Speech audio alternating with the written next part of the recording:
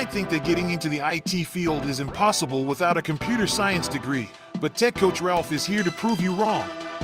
Get ready for some jaw-dropping revelations on how to break into this lucrative industry. Listen up, tech enthusiasts! Are you ready to break through into the IT field, but feel like you need a computer science degree to make it happen? Think again! Tech Coach Ralph has some exclusive, mind-blowing secrets to share with you. Get ready to be blown away by his jaw-dropping revelations on how to break into the tech industry without a computer science degree. So get your notepad ready, because Tech Coach Ralph is going to change your life forever. Buckle up, because you're about to embark on a journey to success in the IT field.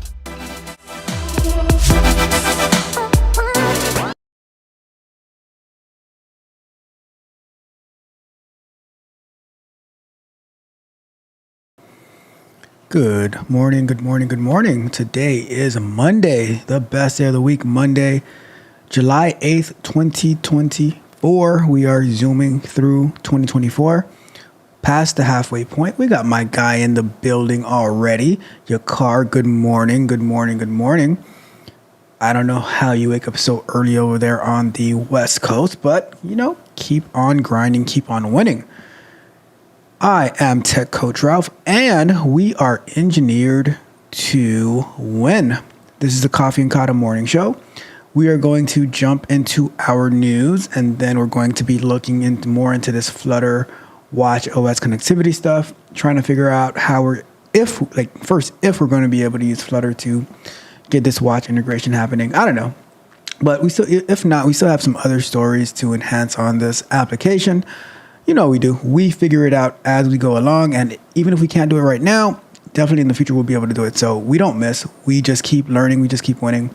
The goal at the end of the day is to learn how to do something new and to keep on moving forward. All right. So with that being said, let's get into it. Remember, we have Candid Conversations coming out at noon today. So you definitely want to tune into that. I'll be talking about how to succeed in the corporate environment. So join us because, a lot of people see a lot of things, but hey, we got to move forward. We have to win, all right? So with that being said, let's jump into our news for today. And something that like last week, maybe because it was the 4th of July week, we didn't get the numbers to watch for this week on LinkedIn. I don't see it yet for this week. So if we do not have it this week, then I think next week I'm going to have to find a different source of the numbers that we're going to be looking out for so that we can continue successfully with our Saturday morning job economic numbers review show. But we're going to figure it out. We, as they say, we build it as we fly it. All right. So let's get to it. Let me zoom in, and then I'm going to switch. All right, let's get to our news for today. The first article that we have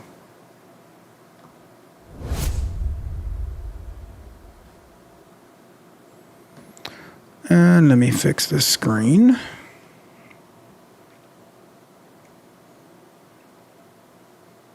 What in the world? Come back.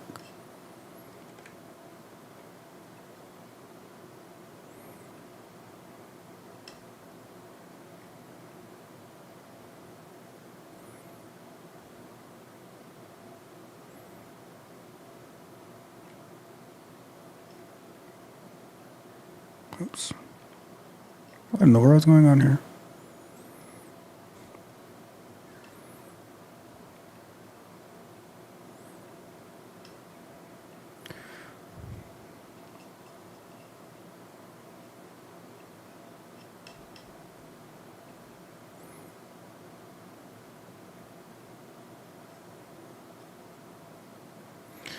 I'm getting it. All right.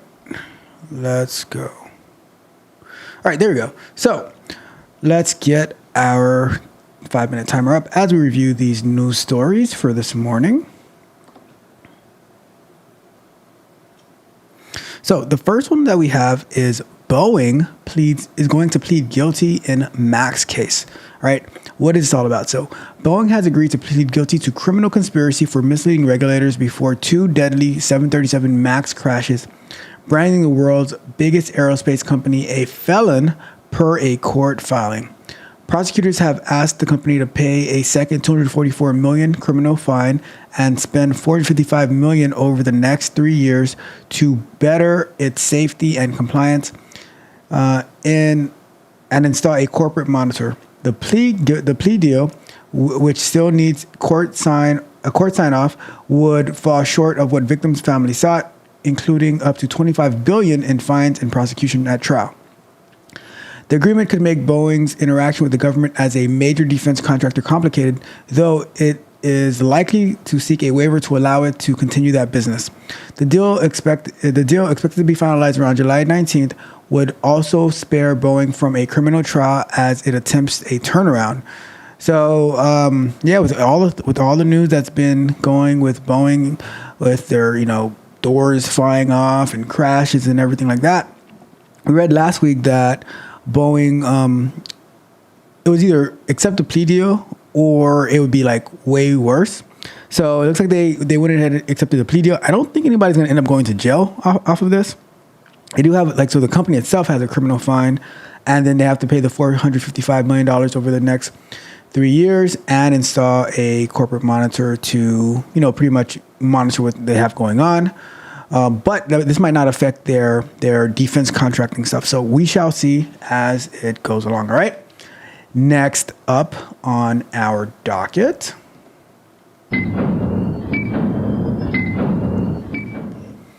NASCAR unveils electric race car. So let's hear about this because there was some NASCAR over the weekend. So NASCAR, known for its loud internal combustion engines, is plugging into the future. It unveiled an electric SUV in Chicago over the weekend that packs up to 1,300 horsepower, nearly double its current gas-powered cars. NASCAR officials stressed they remain committed to the gasoline engine, calling it their core product. But they hope the prototype EV will help assess fans' enthusiasm for electric cars and change some minds. NASCAR developed the car with ABB, which makes EV infrastructure such as power equipment for chargers.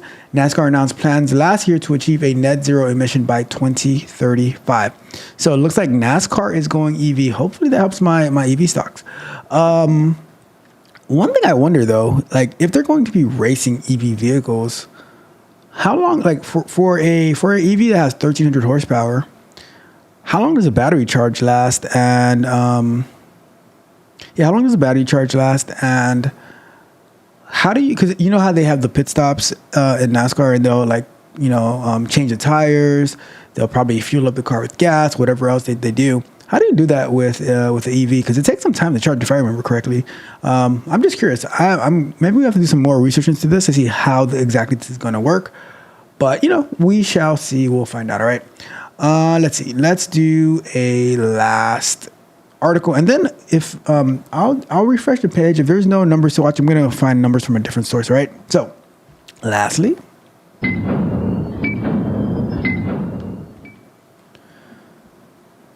Property loans challenge big banks. Big banks are feeling the heat in commercial real estate lending, especially involving properties intended for leasing to third parties. While smaller banks do most of the lending, according to the Wall Street Journal, nearly 4.5% of commercial real estate loans held by big banks in the first quarter were delinquent or not expected to be fully repaid.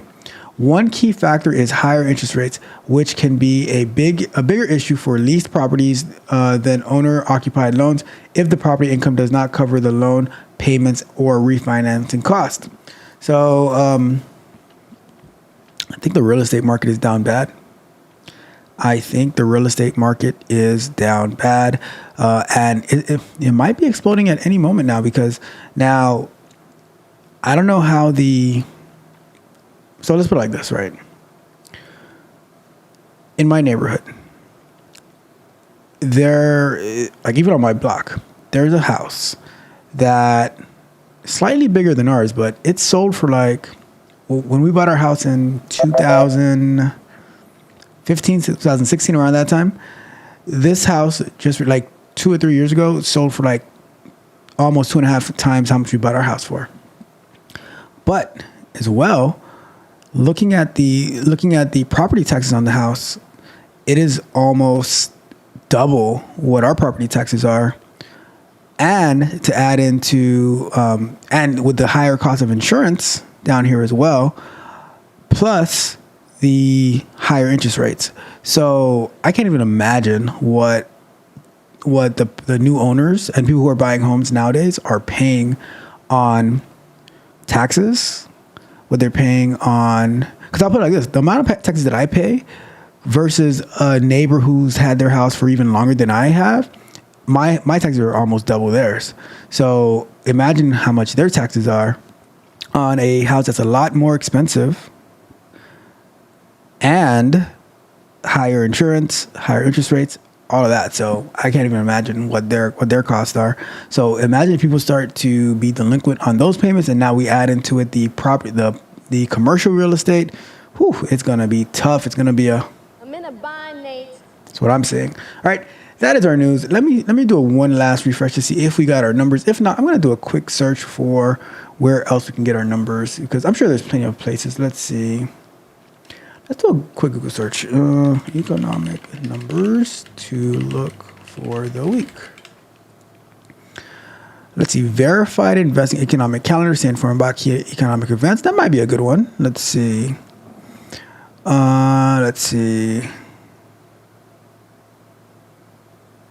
Market Watch has a U.S. economic calendar. So let's take a look at the first one. See what we get here. Nah. Well, let me see. Hold on.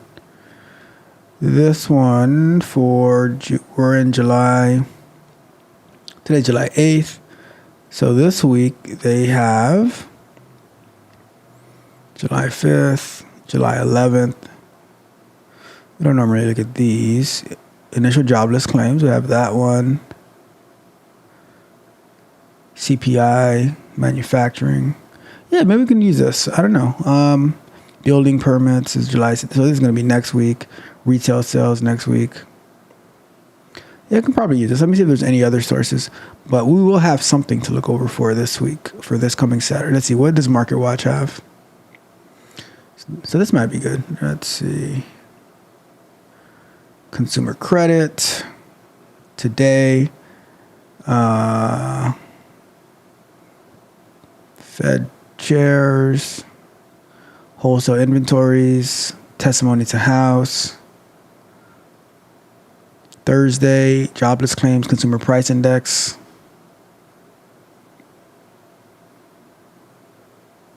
Cool. So we have some data that we can be looking into this coming Saturday. So cool. Perfect. All right, let's get back to full screen. And yeah, so I will put this together for our Saturday show where we're going to be looking at this economic data, and we will continue to run it up from there. We had a great time this past Saturday talking about all sorts of different things. We looked into George Holtz. We looked into the unemployment claims being revised again, which was a major significant drop. So we're going to keep learning. We're going to keep winning, all that good stuff, right? So now let's transition into, let me put up a 20-minute on the clock.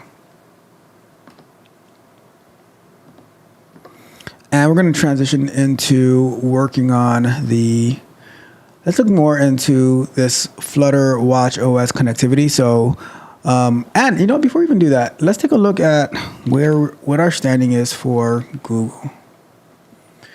Because I don't know, how will we ever get into the next step if every single time, let's see, are we still on track? Yes. So if we look over here, we do have our 20 testers. We are 8 days in. We have 6 more days to go. So by, let's see. So by July 14th, when is July 14th? That's going to be, the 12th is Friday. So by Sunday, so hopefully by next Monday we can, yeah, that's what we said last time, but you know how that went. But hopefully by next Monday we can progress to the next step. We can apply for production, get this app finally in the Google Play Store, because they said even after you apply for production, it can take another 7 days, and you have to answer some questions. Craziness. But let's see. Let me see how Apple looks over here.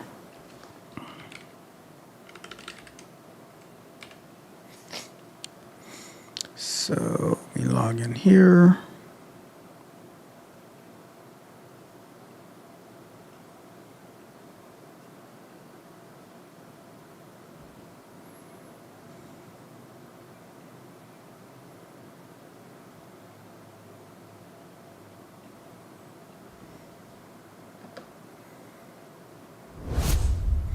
So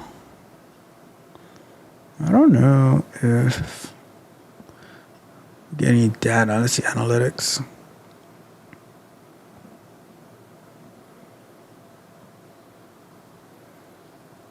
June 7th to July 6th. 377 impressions, 21 units. I wonder what units mean. But yeah, I mean it's there. It's there. Let's see. 21 downloads. Look at that. 21 downloads. Product page views 38. 7.29 conversion. Pretty cool stuff. App Store search. App refer. Sri Lanka. Look at that. We got a download in Sri Lanka, Germany, Canada, United States 18. 3 on the iPad, 18 on the iPhone. Pretty cool. Pretty cool stuff, I must say. And this was like just to learn and stuff like that. So very good. Anyways, let's look into this Flutter Watch OS connectivity stuff. So I'm not sure if we looked into this last time, but I know I started reading about it. A plugin that provides a wrapper to enable Flutter apps to communicate with apps running on Watch OS. Let's see. Supported platforms, iOS. Use this plugin in your Flutter app to communicate with the Watch OS application, send message, update application context, send user info data, transfer files, check for wearable device info, detect wearable reachability. Getting started for Watch OS Companion. This plugin uses the Watch connectivity framework under the hood to communicate with iOS app. Configuration, create a Watch OS Companion app. You can follow the instructions here to create the new Watch OS app. That's all. You're ready to use connectivity to communicate. You are ready to communicate with the Watch OS app now.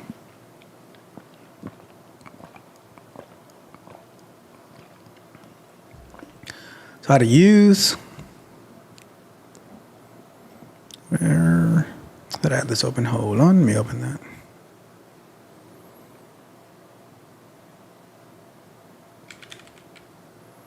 Well, first, let's see. Let's start following these instructions.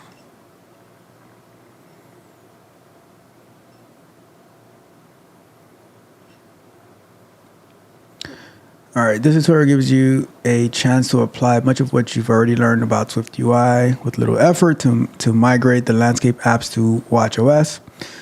You'll start by adding watchOS target to your project before copying over the shared data and views to create it for the iOS app.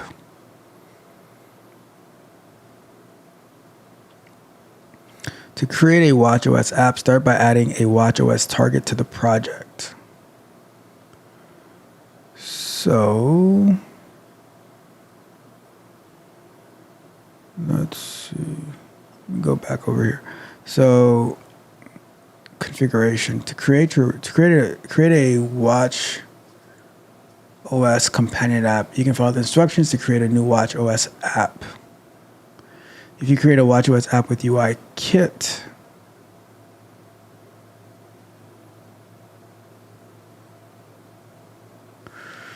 let's see.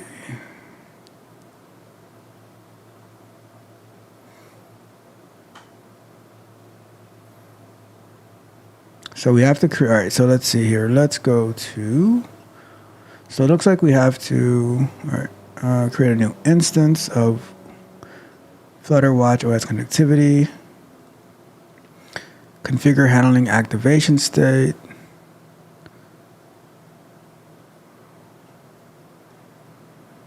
There are 3 states activated.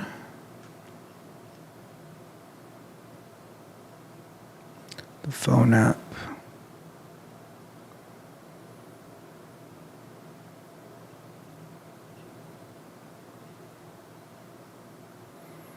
Let me see.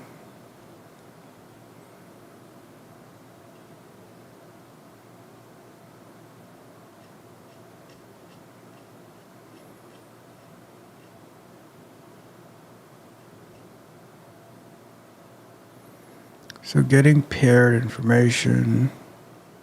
All right, well, let's see. If we go here and we go to, are they using, let me see. Let me open up Xcode.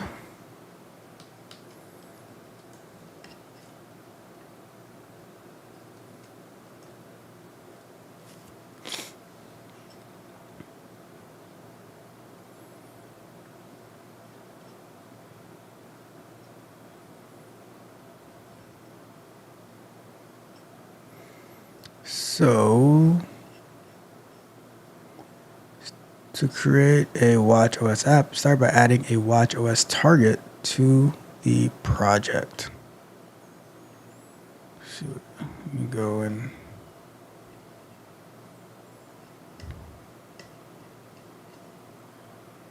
let's see.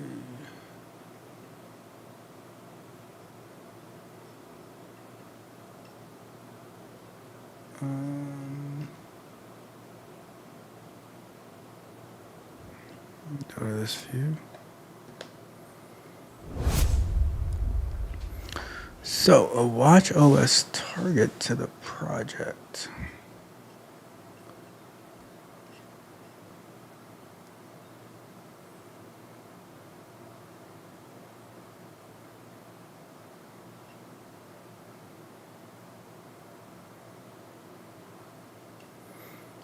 watchOS target to the project. Let's see.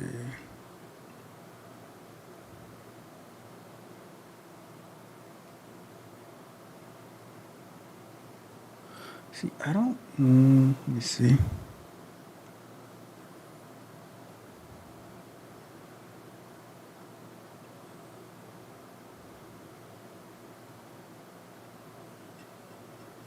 Let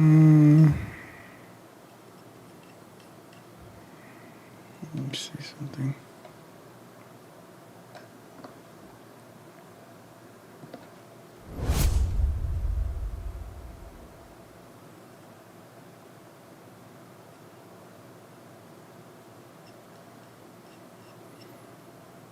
I don't know. Something I'm not really following with this because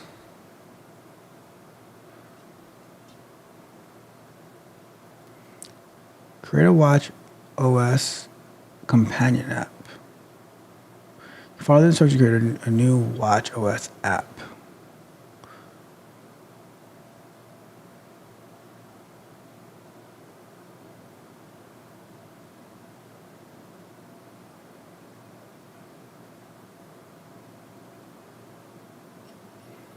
And if we, so let me open up.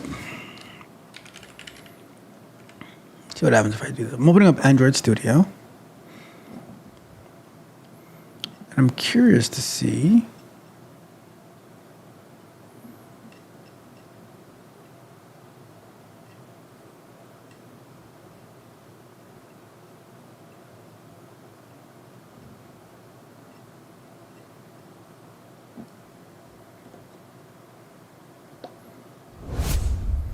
so if we were to go into our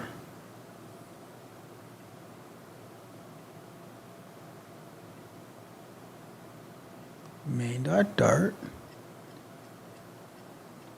and we went up here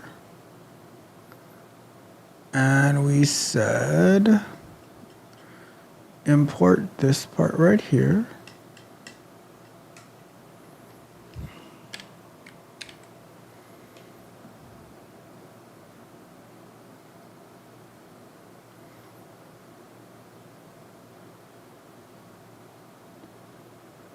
All right, doesn't exist. Do we have to? Not crazy about this documentation. Let me see.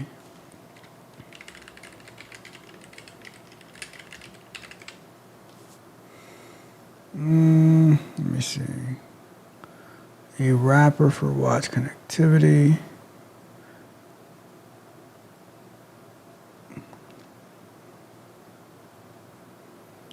A wrapper for watch connectivity on iOS and wearable APIs on Android.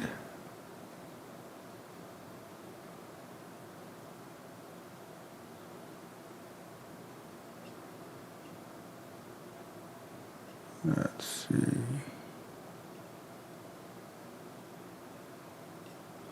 So if we go back to this one, installing. So let's install this with Flutter. Let's go to our terminal.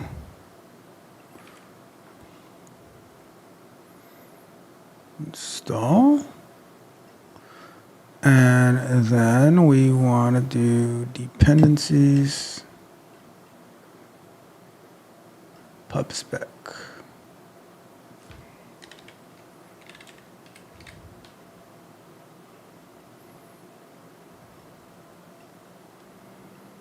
And we say Flutter Watch OS connectivity. Oops. Should be like that. It is? Where? Ah, okay, so we don't need that one. We did the install, I already put it in there. All right, so now in your Dart code, you can use that. So if we go back here, that should be there. All right, cool. Let's see, alternatively, okay, cool. So now we go to example.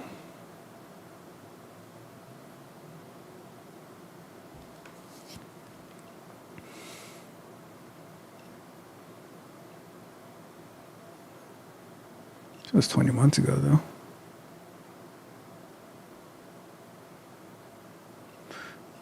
This one is 2 months ago. Let's see.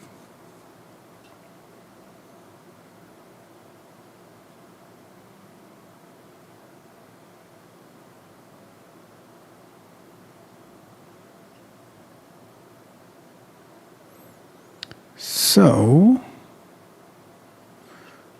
let's do this one as well. This one is newer. Well, let's continue with this one actually. Let's not get distracted by the new shiny things. Okay, so import Flutter. So we got this, we got that.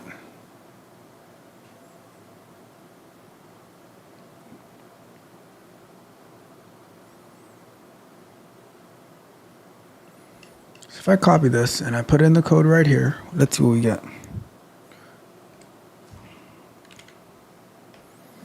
All right, so that took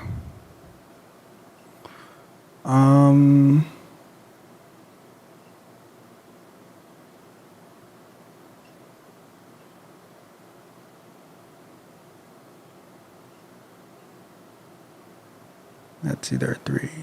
Not too familiar with this activation state yet. I want to see something happen though. So let's do a search for Flutter Watch OS connectivity.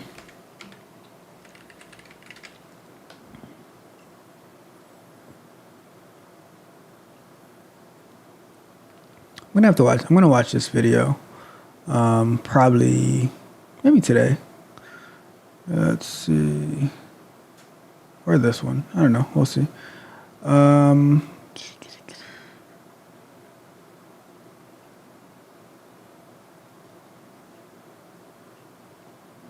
Because now that I've got something there, not 100% sure what's supposed to happen with it. But let's try this. Let's try this. So what I'm going to do, I'm going to go to here. And I just want to, not the Wear OS. I want to do, let me open up Xcode.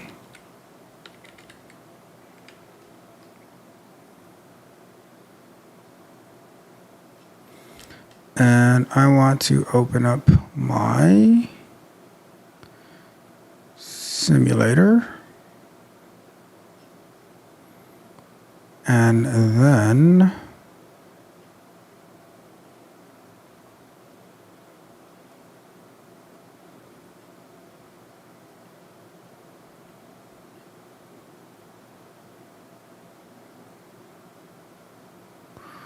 where are my simulators?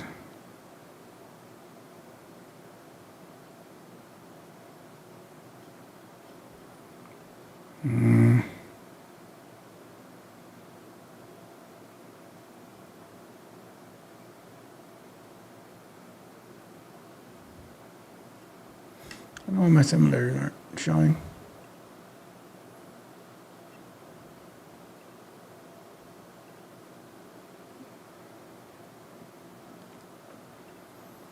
Where are my simulators? Oh, I know what happened. Oh, that was dumb. I had removed them by mistake. All right, I guess we have to do this part over again. Let's go with the iPhone. Is that the newest one? I guess we'll go with this one. OS version. Darn it. I lost it. All right. Oh, God. When you're clicking around stuff and you mess it up. All right. So where do I download these OSs? All right.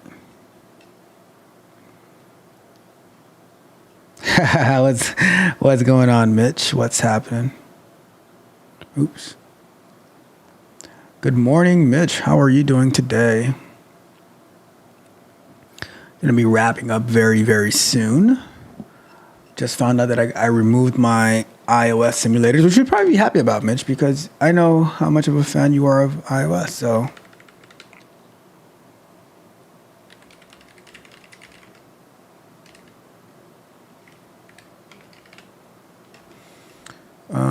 let me see.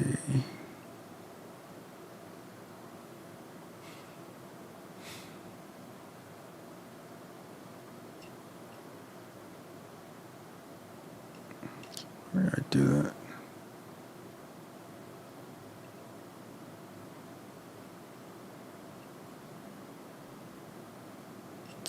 What did I do with this OS? I gotta be able to get the OSs. Let me see.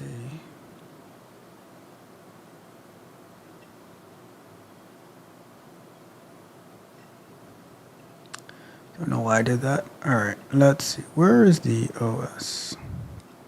Cause I got rid of the Watch OS, the iOS 17.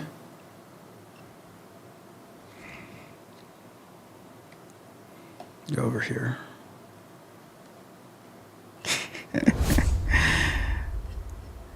Tell us how you really feel, Mitch.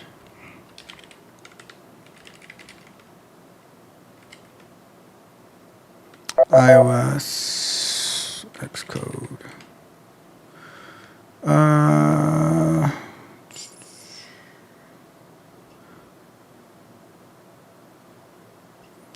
Where did I have this the other day? It's not Xcode that I'm trying to download.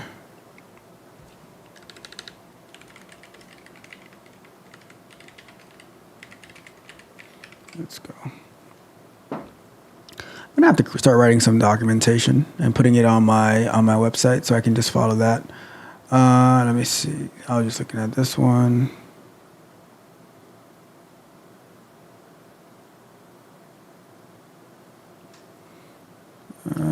Is this what I'm looking for?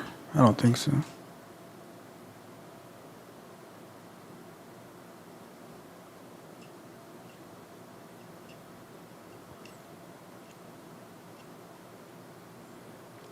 I did this last week.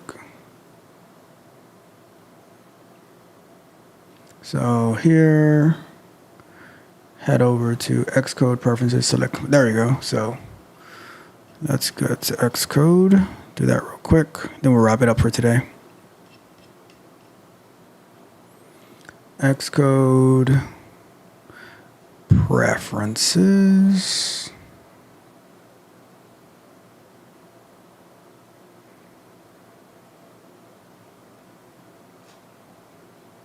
There we go. So it's going to be over here. So let's put this view up. Xcode settings. We're going to go to. It's already on the disk, so why isn't it showing up? Maybe because I had.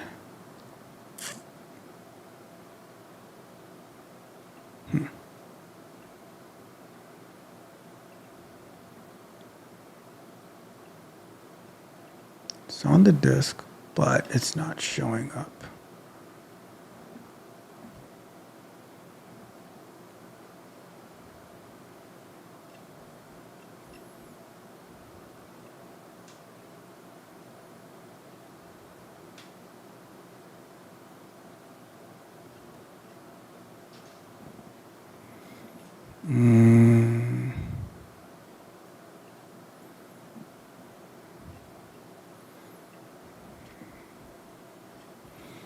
Let's see here.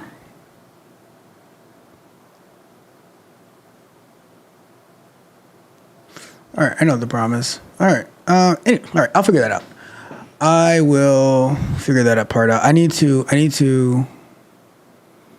reconnect the simulators or the iOS versions to the computer, and then we should be able to create our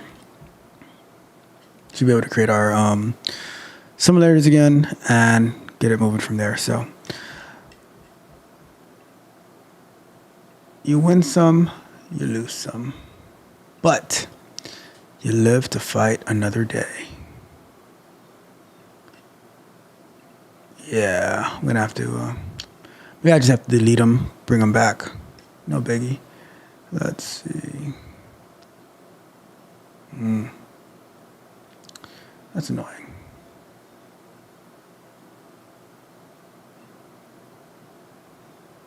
Cool.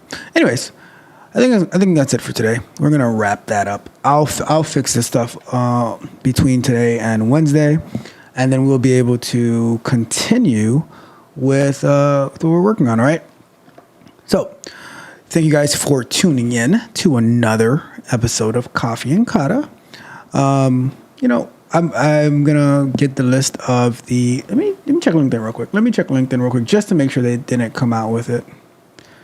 They be late sometimes. I see nothing. I do see that Hurricane Beryl made landfall in Texas. This was 28 minutes ago. Let's see. Let's take a look at that real quick before we head out. So Beryl makes a landfall in Texas. Beryl made landfall early Monday as a Category 1 hurricane.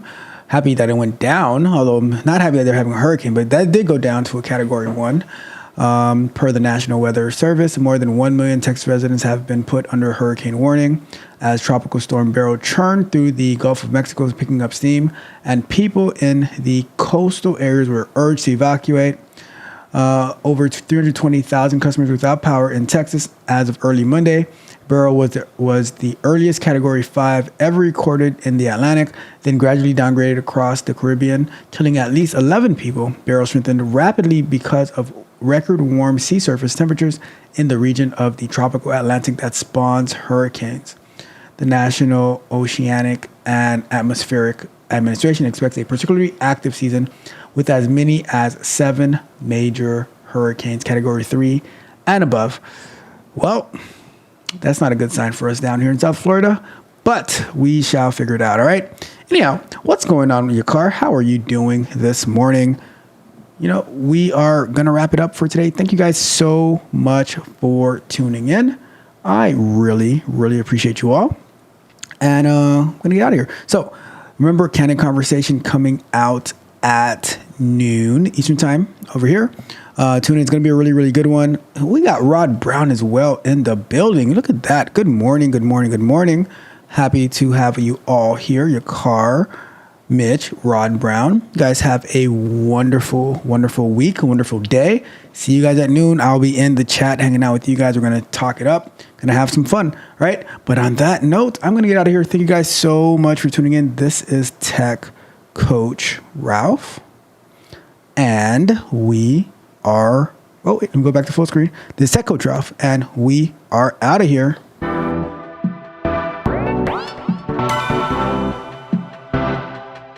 You might think that getting into the IT field is impossible without a computer science degree, but Tech Coach Ralph is here to prove you wrong.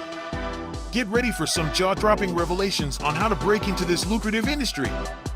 Listen up, tech enthusiasts. Are you ready to break through into the IT field, but feel like you need a computer science degree to make it happen? Think again. Tech Coach Ralph has some exclusive, mind-blowing secrets to share with you. Get ready to be blown away by his jaw-dropping revelations on how to break into the tech industry without a computer science degree. So get your notepad ready, because Tech Coach Ralph is going to change your life forever. Buckle up, because you're about to embark on a journey to success in the IT field.